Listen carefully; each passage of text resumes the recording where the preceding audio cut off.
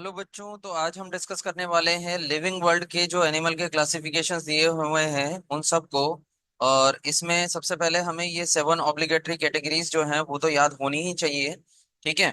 और हमारे जो सिलेबस में क्लासिफिकेशन है वो बेसिकली ह्यूमन, कैट, डॉग नहीं dog, cat, lion, tiger, pardus और उसके अलावा हाउस फ्लाई का क्लासिफिकेशन हमारे सिलेबस में है।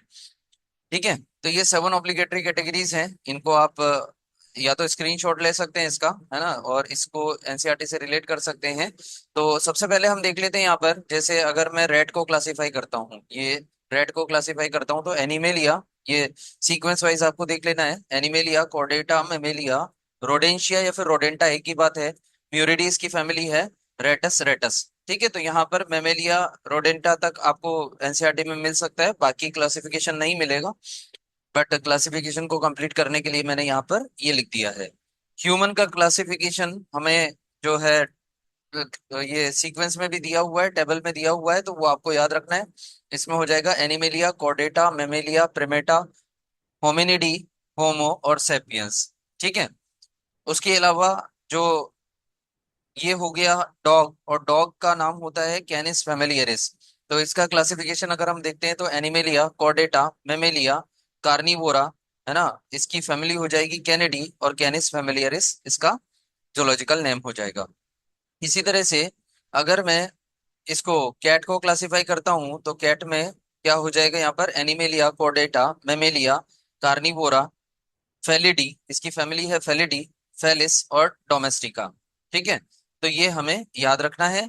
इसी तरह से यहाँ पर ये जो कैट और लायन की फैमिली एक ही है, मतलब फेलिडी फैमिली में ही आते ही है। डॉग की फैमिली कौन सी होती है, कैनेडी होती है, तो वो हमें विशेष ध्यान रखना है। यहाँ पर ये हो गया लायन, ये हो गया टाइगर, ये हो गया लेपर्ड, लेपर्ड। ठीक है। तो ये पैंथेरा लियोट, पैंथेरा टाइग्रिस और पैंथेरा पार्डस, है ना, ये तीन यहाँ पर क्या है, इनके जोलॉजिकल नेम है। तो इनको हम एक साथ ही क्लासिफाई कर देते हैं। Animalia, Chordata, Mammalia, Carnivora, Felidae, इनका जीनस हो जाएगा पैंथेरा, है ना, मतलब फेलिस और पैंथेरा जो है वो फेलिडी फैमिली में आने वाले जेनेरा होते हैं। और कैनेडी और फेलिडी फैमिली कार्निवोरा ऑर्डर में आने वाली फैमिलीज होती है। ठीक है।